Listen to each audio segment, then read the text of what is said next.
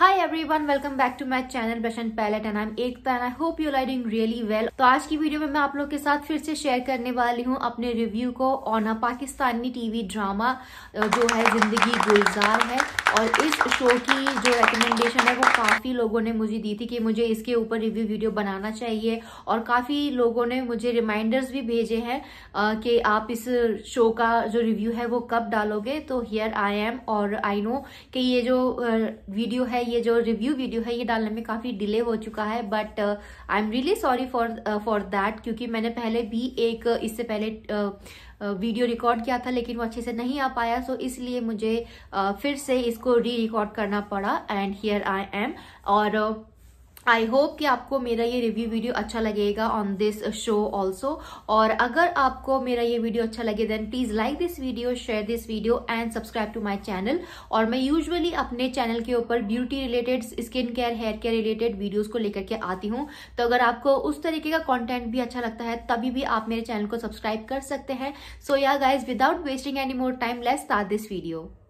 So guys, ये जो show है जिंदगी गुलजार है, ये काफ़ी टाइम पहले आया था और ये कोई बहुत ही ज़्यादा रीसेंट वाला शो नहीं है जो कि मुझे पता है, क्योंकि इस शो के अंदर मेनली दो मेन कैरेक्टर्स हैं जिनके इर्द गिर्द ये स्टोरी घूमती है। और इसमें दो पहलू दिखाए गए हैं। सबसे पहला जो मेन लीड है वो है कश्यप, जो इस शो की एक लीड एक्ट्रेस है, और दूसरी तरफ है जारून जो कि फवाद खान ने प्ले किया है और वो इस शो के दूसरे मेन लीड हैं। जो यहाँ पे दो तरीके से इस स्टोरी को दिखाया गया है। सबसे पहले एक कश्यप के पर्सपेक्टिव से, उसकी फैमिली के पर्सपेक्टिव से, और दूसरा जारून के पर्सपेक्टिव से। सो इस स्टोरी में दो पहलू दिखाए गए हैं जो काफी अच्छे भी हैं। तो कश्यप का जो पहलू है वो ये है कि कश्यप अपनी दो सिस्टर के साथ और मदर के साथ रहती है और वो एक बहुत ही ज्यादा मिडिल क्लास फैमिली से बिलोंग करती है। और उसके फादर उनकी फैमिली को, उसके सिस्टर्स को, उसके मदर को अबैंडन कर देते हैं जस्ट बिकॉज उन्हें एक लड़का चाहिए होता है और लड़के की चाह में वो दूसरी शादी कर लेते हैं और उन लोगों को वो छोड़ देते हैं ऐसे ही। और उसकी मदर एक स्कूल में टीचर का जॉब करती है और वो अपनी लड़कियों को बहुत पढ़ाना चाहती है। और उसकी मदर काफी ज्यादा इस शो के अंदर बहुत सपोर्टिव और बहुत समझदार लेडी दिखाई गई है, जो कि हर तरीके से अपनी लड़कियों को एक अच्छी नॉलेज, अच्छी टीचिंग वो देती है। और जो कश्यप है वो अपने फादर के बिहेवियर की वजह से, जो भी उनके फादर ने उसके साथ, उसकी मदर के साथ किया हुआ होता है, उसकी वजह से वो किसी भी आदमी पे जल्दी ट्रस्ट नहीं कर पाती और उसे काफ़ी ज़्यादा ट्रस्ट इश्यूज रहते हैं अपनी पूरी लाइफ में। और जो भी उनकी लाइफ में सिचुएशंस हैं, उनके फैमिली में पैसे नहीं होते हैं, काफ़ी चीज़ों की किल्लत होती है, कमी होती है, और उन सब चीज़ों को लेकर के वो अपने फादर को और वो ऊपर गॉड को ब्लेम करती रहती है इस शो के अंदर के। और दूसरी तरफ उसका पर्सपेक्टिव ये है, उसकी जजमेंट ये है कि जो अमीर लोग होते हैं उन लोगों के पास हर एक तरीके की खुशी होती है और उनकी लाइफ में कोई परेशानी, कोई प्रॉब्लम नहीं होती है। और अगर उनके पास भी इतने पैसे होते तो उनकी लाइफ भी पूरी सॉर्टेड होती और उनकी फैमिली बहुत अच्छे से हंसी खुशी तरीके से रहती। ये उसका एक पर्सपेक्टिव है। और वहीं जो दूसरा मेन लीड है जो है जारून, जिसको फवाद खान ने प्ले किया है, वो एक रिच फैमिली से बिलोंग करता है और उसके मदर, उसके फादर दोनों ही इंडिपेंडेंट बिजनेसमैन, बिजनेस वुमेन होते हैं। और जारून का जो कैरेक्टर है वो एक बहुत ही सिंसियर लड़का दिखाया गया है, काफ़ी सिंसियर भी दिखाया गया है, काफ़ी जॉयफुल भी दिखाया गया है और काफ़ी इंटेलिजेंट भी दिखाया गया है। सो जारून की ये क्वालिटीज़ इस शो के अंदर दिखाई गई हैं। और जारून के फैमिली बैकग्राउंड के बारे में अगर मैं इस स्टोरी में बताऊं तो उसके फैमिली बैकग्राउंड के बारे में इस तरीके से दिखाया गया है कि जो उसके फादर है वो काफी ज़हीन है, बट उसकी जो मदर है वो एक इंडिपेंडेंट वुमेन होने की वजह से अपनी फैमिली को, अपने बच्चों को इतना वैल्यू नहीं करती है। वो अपनी फ्रीडम को ज़्यादा प्रोटेक्ट करना चाहती है और वो अपनी फ्रीडम को, आई वुड से, वो ओवर फ्रीडम बना लेती है और उन्हें किसी भी तरीके की पूछ पाछ या रोक टोक उन्हें अच्छी नहीं लगती। और क्योंकि वो उस उन बातों को जो कोई भी एक फैमिली का पर्सन आपसे एक कंसर्न वाले वे में पूछेगा, आपकी चिंता वाले वे में पूछेगा कि आप कहाँ आ रहे हो, कहाँ जा रहे हो या कब आओगे। तो ये जो सारे हम सवाल अगर किसी फैमिली मेंबर से करेंगे तो वो हम एक इस वे में करेंगे कि हाँ हमें उसकी चिंता है इस वजह से। लेकिन उसकी जो मदर है उनका पर्सपेक्टिव ये रहता है कि तुम मुझे रोक टोक क्यों कर रहे हो, और वो एक ओवर इंडिपेंडेंट वुमेन बन जाती है। और यही जो उनका बिहेवियर है वो जारून को अच्छा नहीं लगता अपनी फैमिली के अंदर, क्योंकि उसकी मदर और उसकी सिस्टर दोनों का जो बिहेवियर है वो एक जैसा होने लग जाता है। और बिल्कुल भी उसकी मदर अपनी फैमिली को बैलेंस करके नहीं रख पाती, और अपने बच्चों पे और अपने हस्बैंड पे वो इतना इमोशनल तरीके से वो सपोर्ट नहीं देती जैसा कि कश्यप की मदर अपनी बेटियों को देती है। कश्यप की मदर काम भी करती हैं और साथ में वो अपनी बेटियों को एक अच्छी नॉलेज, एक अच्छा टाइम भी देती है साथ में। सो यहाँ पे जारून की फैमिली में सिर्फ एक यही कमी है कि उसके फैमिली में हर एक तरीके की लग्जरी है, पैसा है और हर एक तरीके के ऐशो आराम है, लेकिन उसकी फैमिली के अंदर एक जैसा प्यार होना चाहिए, एक मदरली लव होना चाहिए वो मिसिंग है, एक पीस होना चाहिए वो भी मिसिंग है, और एक बड़ों का जो समझाने का जो एक तरीका होता है फैमिली के अंदर वो उसकी फैमिली के अंदर मिसिंग होता है। और ये चीजें उसे अपनी फैमिली में अच्छी नहीं लगती, और इसी वजह से जारून का पर्सपेक्टिव ये बन जाता है कि उसे अपनी मदर जैसी कोई वाइफ नहीं चाहिए जो उसे कंट्रोल करे या फिर जो उसे हर बात में दबाए, कि अगर वो उससे सवाल भी कर रहा है तो उससे वो चीज अच्छी ना लगे। तो जारून ये एक माइंडसेट बना लेता है कि उसे अपनी मदर जैसी वाइफ नहीं चाहिए, उसे घरेलू लड़की चाहिए जो कि अपने घर को और अपने फैमिली को, अपने बच्चों को, अपने हस्बैंड को वो संभाल सके और उनको वैल्यू कर सके। सो ये दो पर्सपेक्टिव इस स्टोरी के अंदर दिखाए गए हैं। अब आगे बात बढ़ती है इनकी लव स्टोरी के ऊपर कि ये स्टोरी आगे जाती कैसी है। तो ये स्टोरी आगे इस तरीके से बढ़ती है कि जो कश्यप है वो कॉलेज में एंटर करती है, स्कॉलरशिप में एक महंगे कॉलेज में जाती है जहाँ पे सारे अमीरों के बच्चे आते हैं, और कश्यप को वहाँ पे स्कॉलरशिप मिल जाती है, एडमिशन हो जाता है, और वहीं पे उसकी जो मुलाकात है वो जारून से होती है। और कश्यप बिल्कुल भी उसे पसंद नहीं करती है, क्योंकि उसे लगता है कि वो अमीर है इसलिए वो घमंडी होगा, या फिर अपने पैसों का रौब जमाने वाला होगा, या फिर लड़कियों से इधर उधर का हरकतें करने वाला होगा, समथिंग लाइक दैट। इसलिए उसका एक पर्सपेक्टिव ऑलरेडी जारून के लिए बना हुआ होता है, और वो बिल्कुल भी जारून से कभी भी फ्रेंडशिप नहीं करती अपने कॉलेज टाइम में।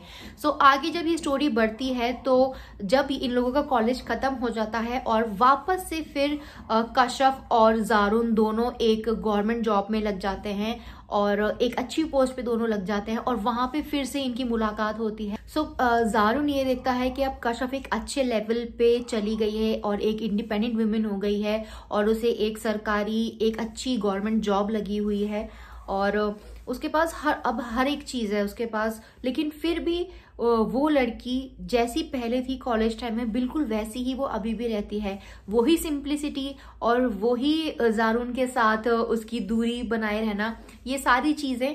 और वो देखता है और उसे धीरे धीरे जो कश्यप है वो अच्छी लगने लग जाती है, और कैसे ना कैसे ये स्टोरी आगे बढ़ती है। फिर इन दोनों की शादी हो जाती है, और जब शादी हो जाती है उसके बाद भी इन दोनों की लाइफ में कुछ प्रॉब्लम्स आती हैं, जो कि ट्रस्ट इशू होता है और एक दूसरे के लिए इनसिक्योरिटी होती है।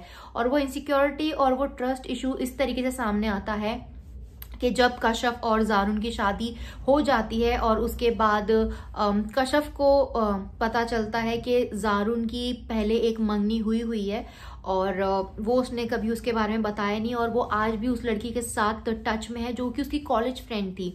और जारून को ये पता चलता है कि जारून के कॉलेज के बेस्ट फ्रेंड ने कश्यप को शादी करने के लिए प्रपोज किया था। सो ये दोनों बातें इन दोनों के बीच में आती हैं, और कैसे क्लैशेस होते हैं इन दोनों के, और कैसे एक दूसरे के ऊपर ट्रस्ट नहीं कर पाते, इनसिक्योरिटी रहती है, और ये सारी चीजें इनके लाइफ में आती हैं शादी के बाद भी। लेकिन कैसे ना कैसे ये लोग उसको भी ओवरकम करते हैं, और बाद में जैसे ये स्टोरी आगे बढ़ती है फिर इन दोनों की ट्विन डॉटर्स होती हैं बाद में, और वो सारी चीज़ें फिर ख़त्म हो जाती हैं। और जो ज़ारून है वो बहुत अच्छे से अपनी फैमिली को संभालता है, अपनी बेटियों को, अपनी वाइफ को। और कश्यप जो है उसका पूरा माइंडसेट बदल जाता है, जो आदमियों को लेकर के उसका पहले माइंडसेट था उसके फादर की वजह से, वो ज़ारून चेंज कर देता है इस पूरी स्टोरी में। सो गाइज, इस शो को देखने के बाद मुझे 3 पॉइंट्स समझ में आए। जो है सबसे पहला पॉइंट जो मैं बताऊंगी वो ये कि कभी भी आपको जजमेंटल नहीं होना चाहिए किसी के लिए भी, चाहे किसी की लाइफ को देख के, किसी की फैमिली को देख के, किसी के करियर को देख के। Don't be judgemental. क्यों? क्योंकि इस शो में जैसे स्टार्टिंग में दिखाया गया है कि कश्यप जो है वो इतनी जजमेंटल रहती है कि वो सिर्फ ये सोचती है कि अगर उनके पास पैसे होते तो सब कुछ अच्छा होता, क्योंकि अमीरों की लाइफ इतनी खुशियों से भरी हुई होती है और अमीरों की लाइफ इतनी सॉर्टेड होती है कि उनके ऊपर वाले ने, गॉड ने उनको सिर्फ अमीरों को ही सारी खुशियां दे दी हैं इस पूरी दुनिया जहान की। और ये हम देख पाते हैं कि ऐसा नहीं है, क्योंकि ज़ारून की लाइफ में, उसकी फैमिली में भी इतने इश्यूज रहते हैं, इतनी प्रॉब्लम्स रहती हैं। और इसीलिए हमें कभी भी किसी को जज नहीं करना चाहिए, बिकॉज हर एक का एक अपना स्ट्रगल है, एक अपनी जर्नी है जिससे हमें निकलना है। चाहे वो अमीर है, चाहे वो गरीब है, चाहे मिडिल क्लास है, कोई भी है, हर एक की लाइफ का एक अपना स्ट्रगल है। हर कोई कुछ ना कुछ जद्दोजहद करने में लगा हुआ है अपनी लाइफ में। So don't be judgemental for anybody. और दूसरा पॉइंट जो है वो ये कि लड़कियों को कभी भी लड़कों से कम नहीं समझना चाहिए। बट अनफॉर्चुनेटली आज भी कई शहरों में या कई देशों में ऐसा है कि लोग आज भी लड़कों को ज्यादा प्रायोरिटी देते हैं, और जो अभी भी मेरे ख्याल से इतना ज्यादा ठीक नहीं है।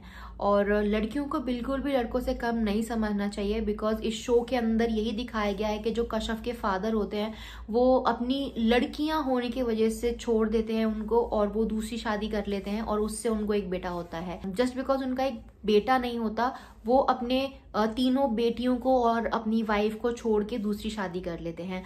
अगर किसी पेरेंट्स की सिर्फ गर्ल्स हैं, गर्ल चाइल्ड हैं, लड़कियां ही हैं या एक लड़की है, तो उसे कभी भी आप लड़कों से कम नहीं समझना, क्योंकि लड़कियां वो कर सकती हैं जो लड़के नहीं कर सकते।